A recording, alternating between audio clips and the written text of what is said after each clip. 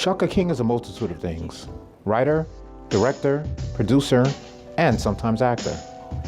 His first feature film, Newlyweds, was developed in New York University's graduate film department, where King received his MFA in 2013.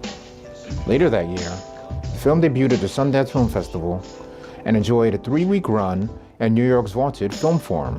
The bittersweet comedy garnered the director the Someone to Watch Award at the 2014 Independent Spirit Awards. King's next film, the racial satire short Moulignons, debuted at Sundance last January and soon after went viral.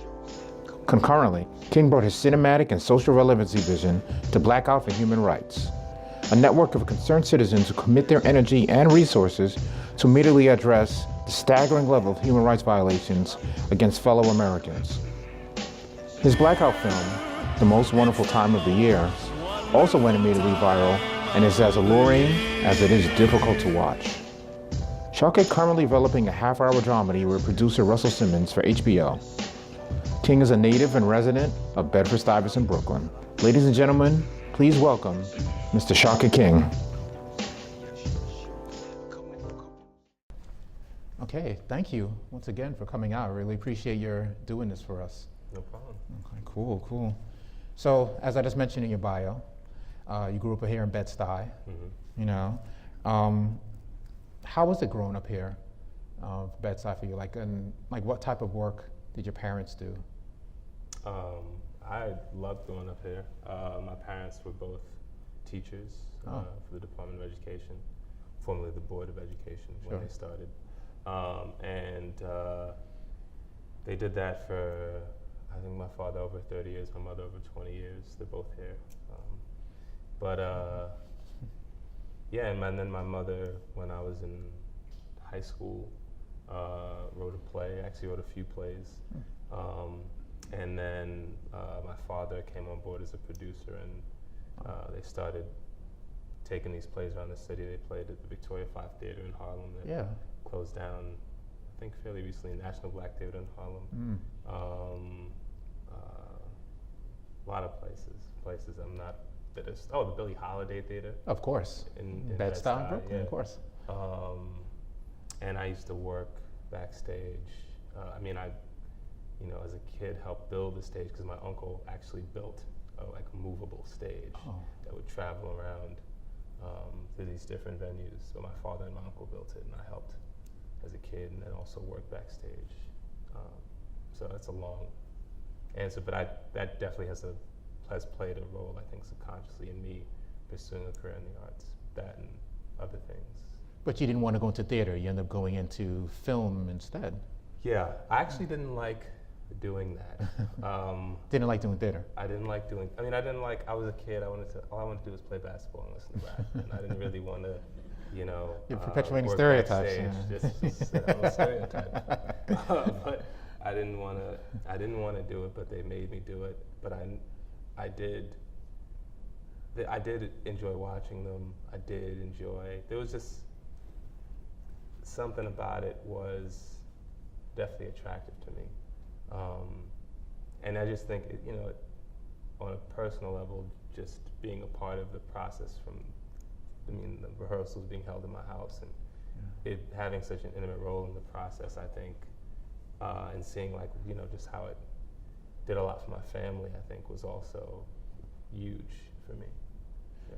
So that was the intro into the arts. So then what compelled you to want to become a filmmaker then?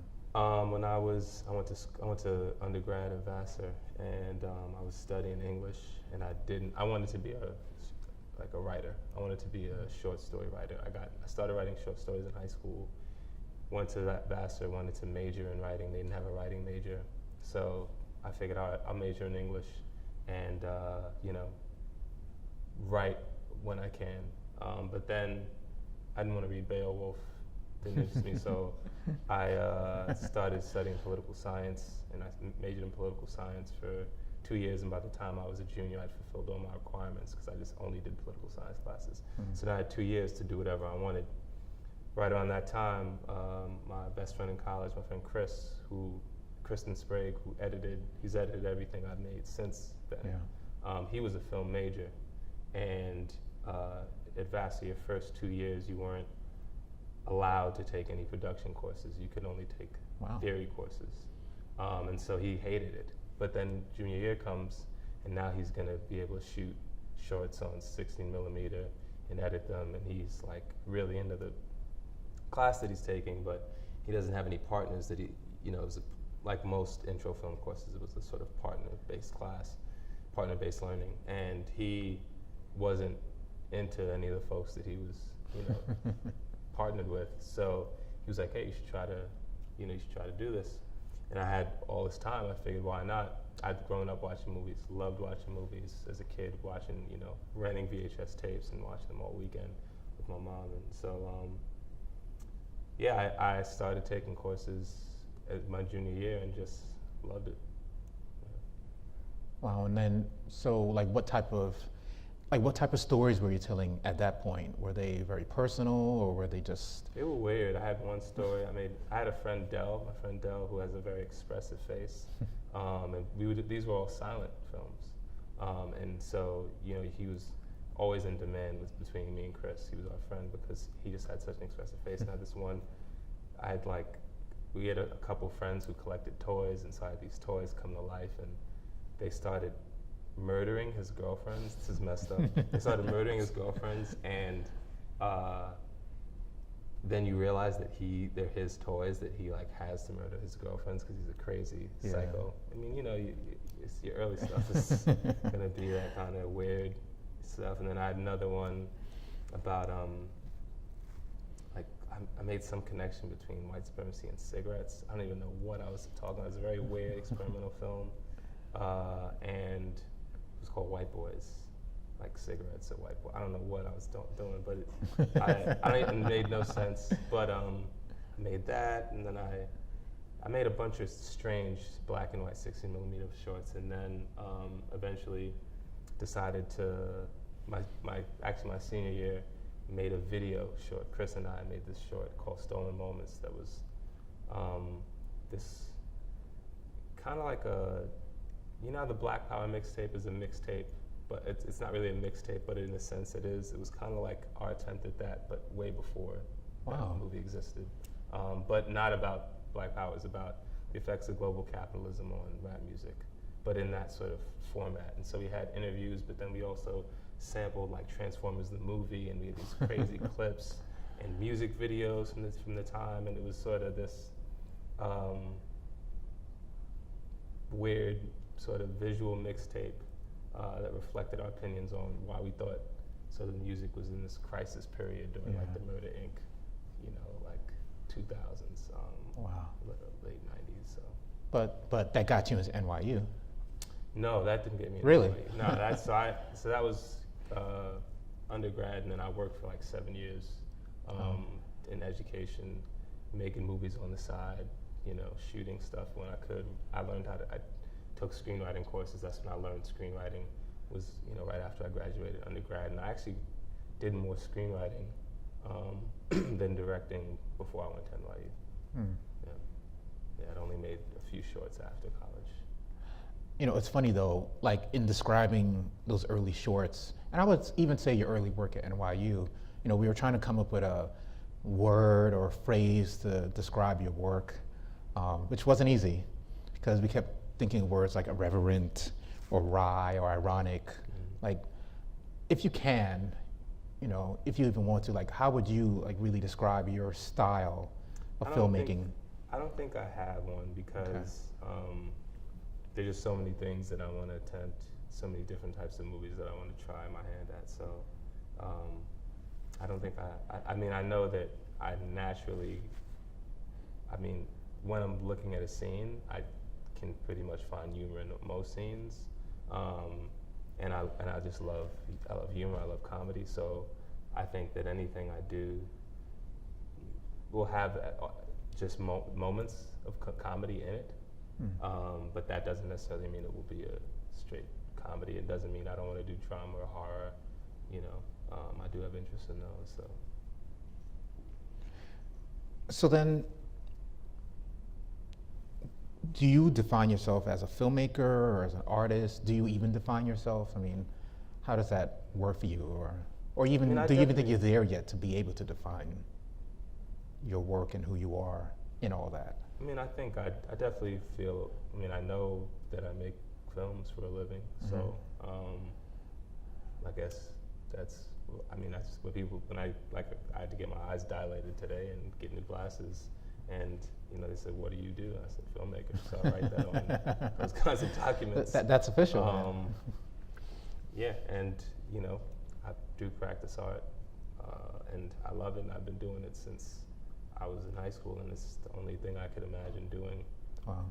With my, free time that could put some money in my pocket. So, yeah, I think I'm an artist. There we go. Yeah. Absolutely.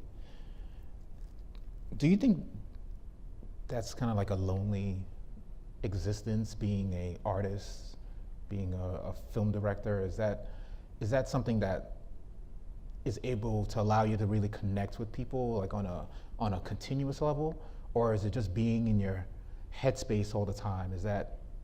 Can that be lonely? I mean, I think as a writer, you have to spend a lot of time in your own headspace, but I don't think it's lonely unless you don't like it. I enjoy that time, and I enjoy being with people as well. And I'm social, but I'm also introverted. I'm both, but they both bring me pleasure. So I don't think it's lonely, no.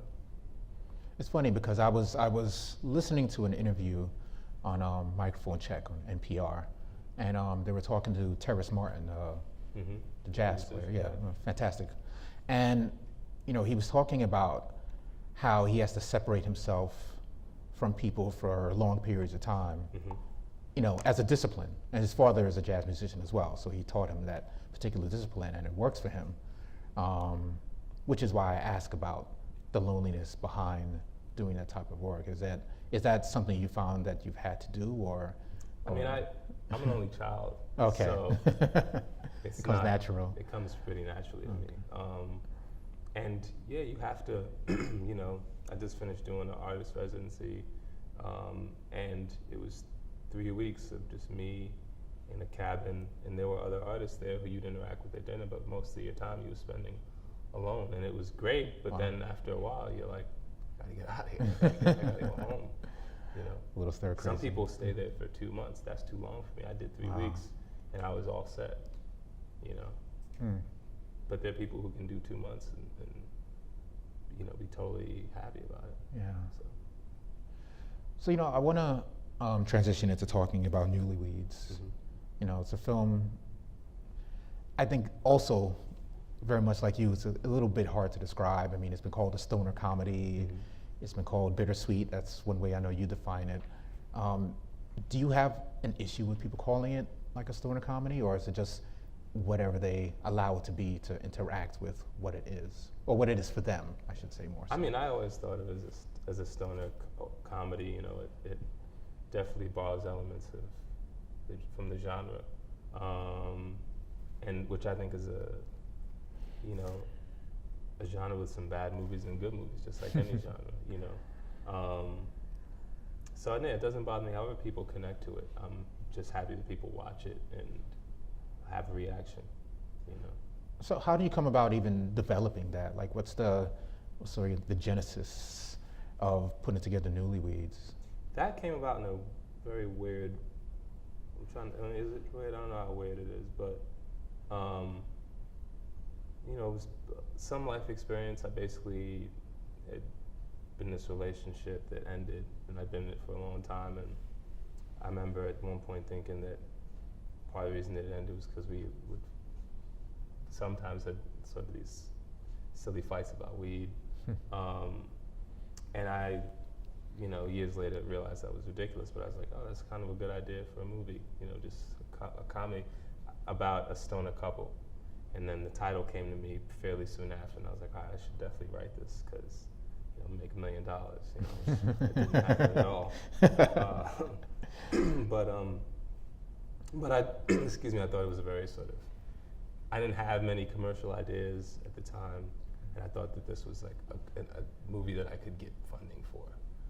And I thought it was a movie that lent itself to my sensibility in terms of mixing comedy and drama, because just my opinions on being a stoner as a stoner were very complicated. You know, I just had a very sort of complicated relationship with weed as a weed smoker. So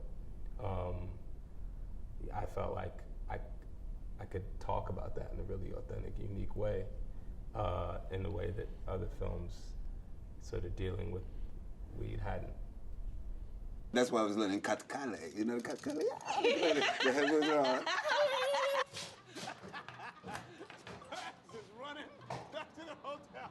I was dying, man. That's how starved we were now. Baby?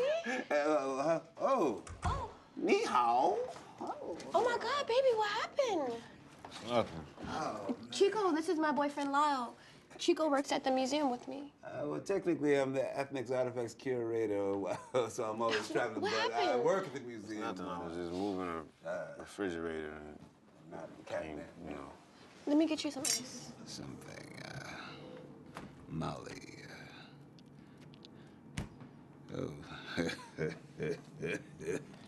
Isn't it awesome? Wars test. Tell him where you found it. No, it's boring. He doesn't want to hear that. Baby, try it. No. Yes. Oh, this buddy of mine, this little Inuit dude. He was like 4 feet tall. He wrestled an elk. It's cash. Oh, wait, hold on one second. It's shit. I'm sorry. Sorry, man. Thanks, Phil. No problem, buddy. Oh, let me get something to Sorry about that. Yo, I'm gonna go in here and twist something up. Okay, all right. Oh, shit, you know what? You're an artist. Look at that, man. You turned into like this Aztec print. Look at that. I can rock this out.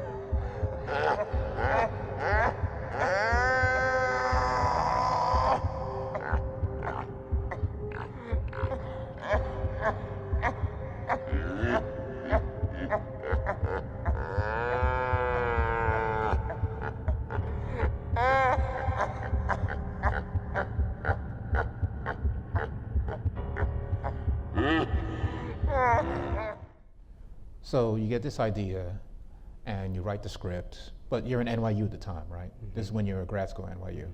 Okay, so then, but this ends up becoming your thesis film, which is very unusual for a feature film to be a thesis film, or it's not the norm, rather. It's starting to become, in my year, we at least have 7 thesis features. Oh wow, okay. I could be wrong, but it's like a very large number. And you know, I'd say the 2 years preceding our year, like the first one I think was Cary Fukunaga with Sin Nombre, and then he probably wasn't the first ever, but he did it, and then Rashad Ernesto Green did it with Gun Hill Road. Yeah. And I actually crewed on his second year film, so I watched him. I was like, the people are doing this. You know, Dee Reese, even though Pariah wasn't her thesis feature, it came it was right an offshoot of the short that was her feature. So, or rather, the short that was her thesis. So I'd seen it done, and my peers had seen it done, and you know, it's kind of like, you know, LeBron sees Kobe, and he's like, oh, Kobe can do that, I can do that. You know, Kobe sees Mike, he's like, oh, Mike can do that, I can do that. You know, so you watch these people do something that seems very difficult, and you think it's possible, and that's why I think a lot of our class, and also the school started to support it once they saw that students were really going to try to do this, and were getting these movies made, and these movies were performing. You know, it made sense USC's had a sort of pipeline to the industry for a long time now. Absolutely. You know, NYU's all the way on the other side of the country, but still has the network and the access to create a pipeline to the industry. And so our year, they started to sort of take formal steps, particularly the Dean, Johns, and Tory started to take formal steps to make that happen. And now it's like they literally have a pipeline. Wow. So. And so, you know, you, like I said, you write it, you get support from NYU, and then you just have to find the money and everything, and the casting. And so just tell us a little bit more about that aspect of it. So I wrote it when I was at NYU, and I was looking for a producer, and there was actually a producing school at NYU, but I didn't have any real relationships with any of the students in the school. It had just started right around the time that I started at NYU. And so I did have a friend, however, my friend Michael Matthews, who was my year at NYU, and we crewed on a bunch of films together, and I know he had producing aspirations. He was one of the few non-producing majors who went to every producing class, and just has an interesting mind and way of thinking of things, and was somebody I really trusted, whose opinion I valued highly on a creative level. And so I asked him to come on board as a producer, and he was all about it, and you know, just helped me with giving me notes on the script initially, and just like we started developing it together. And then he'd associate produced a movie for a guy named Jim Warwick, who had sold the film to Fox International and was able to leverage the money that he made on the film.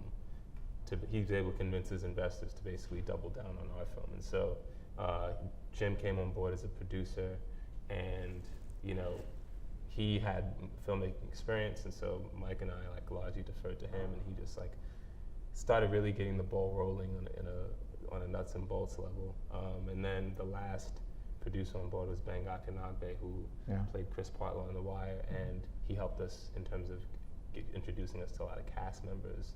That's how we met Amari. That's how we cast Hassan Johnson and Isaiah Whitlock Jr. And Diane Neal. And so a lot of the more high-profile names you see in the movie came through Banga. Wow.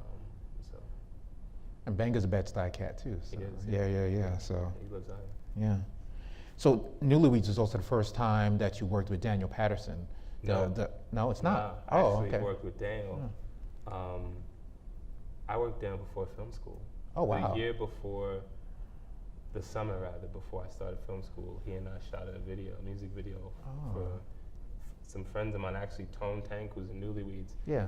Daniel and I shot a video for a group he was a part of called Illers and Theirs, called Razor Bumps, that I directed and Daniel DP'd. Oh, wow. And that was the first time we collaborated, actually. So we were friends from then. But we didn't collaborate again, I don't think, until Newlyweds, which is kind of crazy. Shorts, it just never worked out. The scheduling never worked out for us to collaborate on another short between that video and Newlyweds. But 4 or 5 years later, however many years later, we got to make that film. And then again and again, because you worked with him on, and you guys saw the clip from Flatbush 33014 and then Moulin Yawns. I mean, totally underrated. I think grossly underrated cinematographer. I agree. Who should be getting a lot more shine.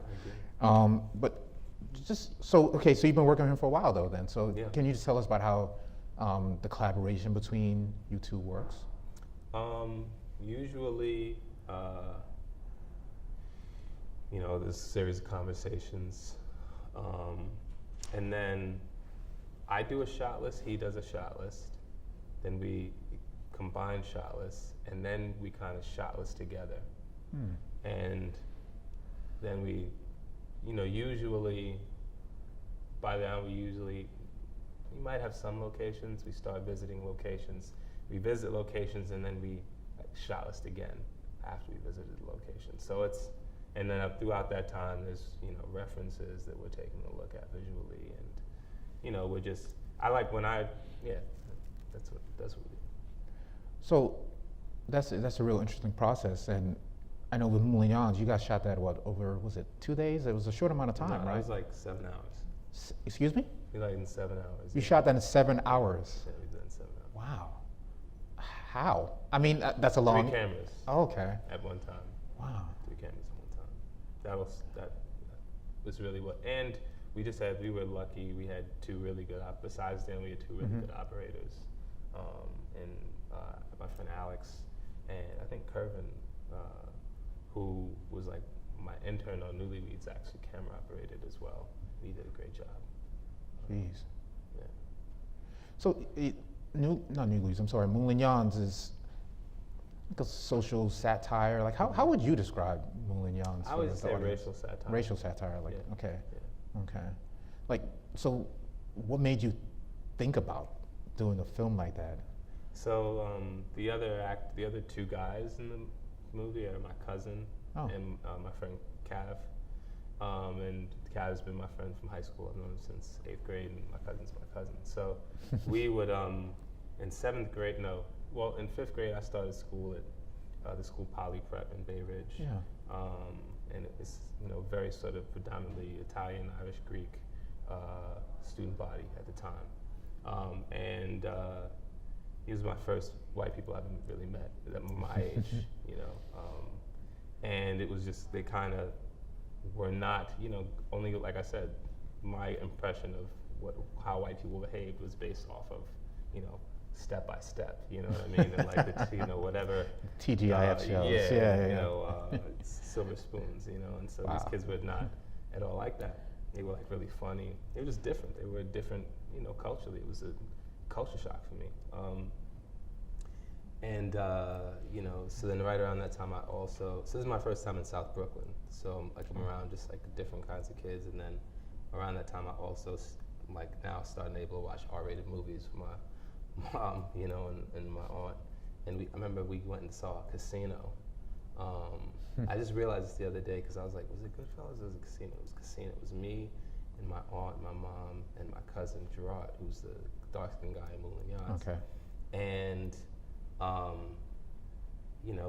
they're talking, they behave, it's Joe Pesci and Rob De Niro being Joe Pesci and Rob De Niro in Casino. And we thought it was the funniest thing. And after the movie or during the movie, I just started talking like that because I'd been around kids who were emulating those characters, and like, neighborhood guys probably. And so I started imitating, and Gerard started cracking up, and then for like 13 years, we would just do that. For, just go back and forth. Call each other on the phone, talk like that for like hours.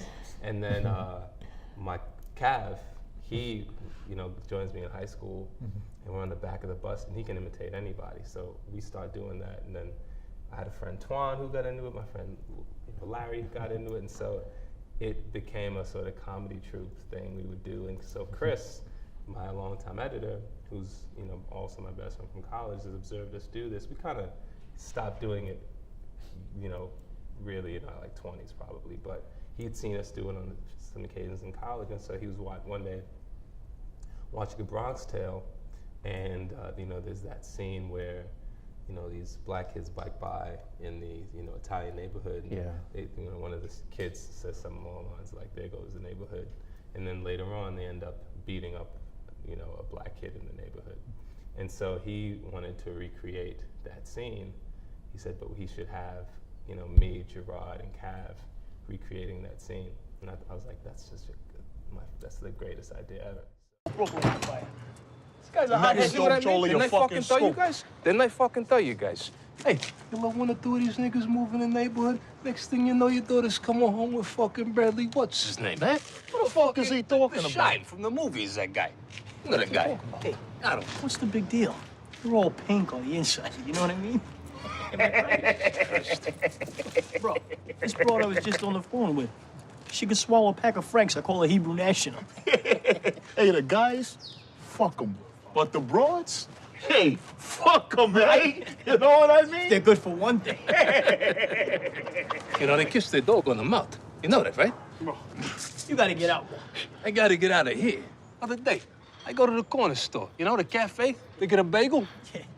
I got a fucking shine working there now. There's a waitress, a nigger broad.